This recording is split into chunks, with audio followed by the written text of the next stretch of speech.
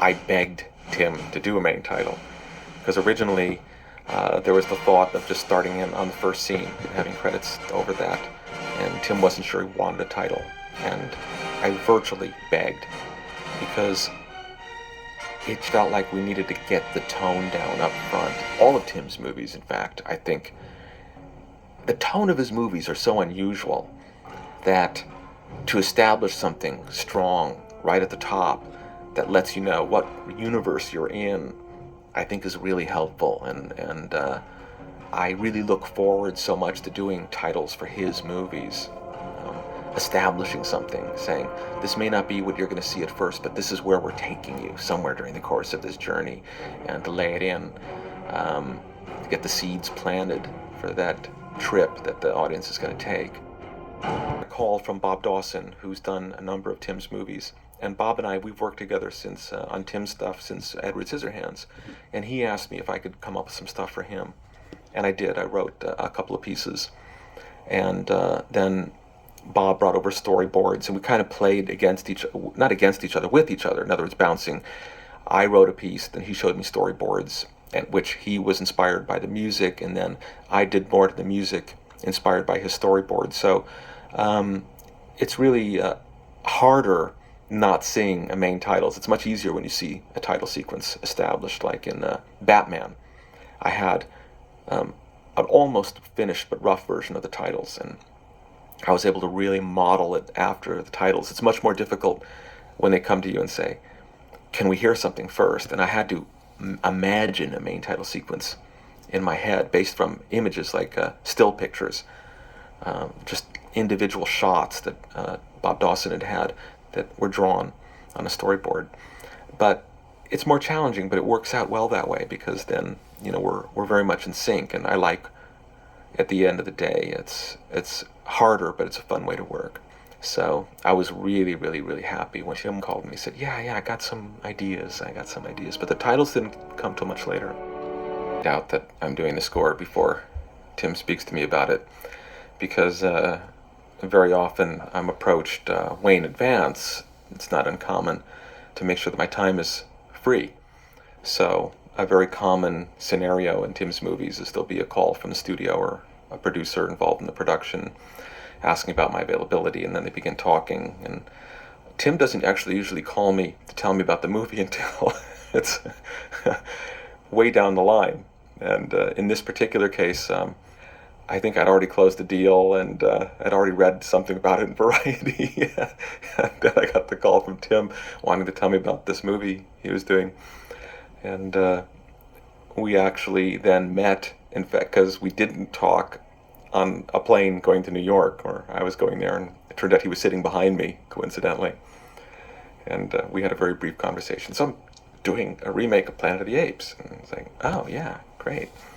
But that's kind of on par for us.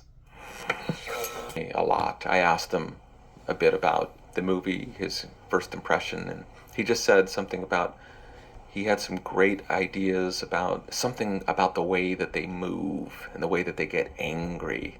And he was kind of animated the way he talked about it, and I could see his kind of eyes were going, and that's all I really needed to know. You know, it's Tim. What else do I need? In fact, just saying that much gave me kind of already some indications about where his brain was going, and I could see where his excitement was. Kind of following in some ways the original, but a lot different at the same time. But I could see his excitement was around the apes and their movement and how he was already imagining them in his head. I think that's where his first kind of hook was, you know, because when I come onto a movie, when an actor comes onto a movie, something kind of hooks them early on, something gets them. And I won't speak for Tim, but I imagine it was something along those lines. For me, coming on the movie, my first hook was seeing the apes in battle gear, preparing for battle and marching. That whole element, the militaristic thing, that's what hooked me. So all my first ideas were all marches. In fact, when I saw the first rough cut, and I went home and I wrote a bunch of music, and I came back and presented it to Tim, I think it was an entire CD of ape marches. and to begin the process. So that was my hook, you know. So everybody finds that little thing that's the first little thing that gets them going, and from there you elaborate and you expand. And so orchestras have to play to my tracks rhythmically, so it's something that drives them crazy because in other words, I don't let them hear everything because it'll throw them off. Because in some of the tracks, what I'm doing already there is really dense, and if they start listening to it, it might even be playing in a time kind of against what they're playing. It's going to make it impossible. But I make them aware. I say, look, you're not hearing it all, but there's 72 tracks playing along with you right now, and you have to be dead on the beat. And that's hard for an orchestra. Orchestras have a tendency to play a bit behind the beat. Normally, the kind of stuff I'm laying down, that's fine. This type of music, it has to be really, really tight. So they were forced to be really alert and to play very, very, very tightly on top of the beat. In fact, some instruments in the orchestra, which I was using a lot of in the score, French horns, tend to speak behind. Even when they are playing on the beat, the sound speaks later. So they're actually having to play ahead of the beat to sound on the beat against all this massive layering of percussion that I was laying down.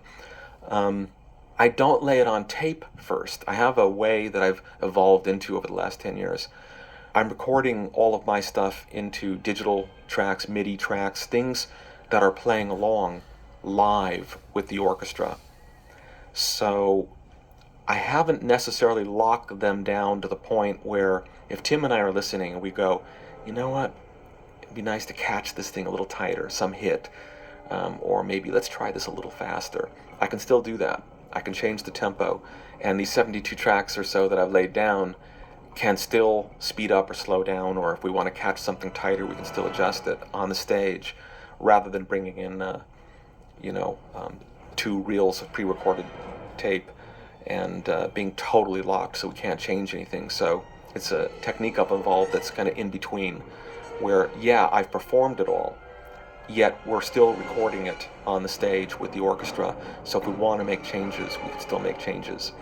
So basically I have all the samplers and synthesizers and elements, things, digital recordings that I'm laying down in my studio, repeated on the recording stage with the orchestra. Everything in my studio here is there also. So it's an exact duplication. I could bring in a file from my studio here into the recording stage, and I have every instrument here duplicated there, every sampler, the ability to lay down as many tracks of Pro Tools digital recordings if I want to. Even if I want to lay down my own voice, I can, and it'll be playing along with the orchestra. But it still leaves me a little bit of flexibility, because early on when I started laying down stuff on tape, there was not any ability to adjust anything on the stage. If we wanted to change something, we were totally pre-locked. So I kind of found a way to do it that gave us a bit of flexibility if we wanted it. By talking very early, we kind of set the parameters. And Tim had very strong feelings that the score should feel very simple, but he didn't want it to feel too traditional, yet it was going to be a big score which needed a lot of melodic connecting in a traditional way and a lot of narrative storytelling.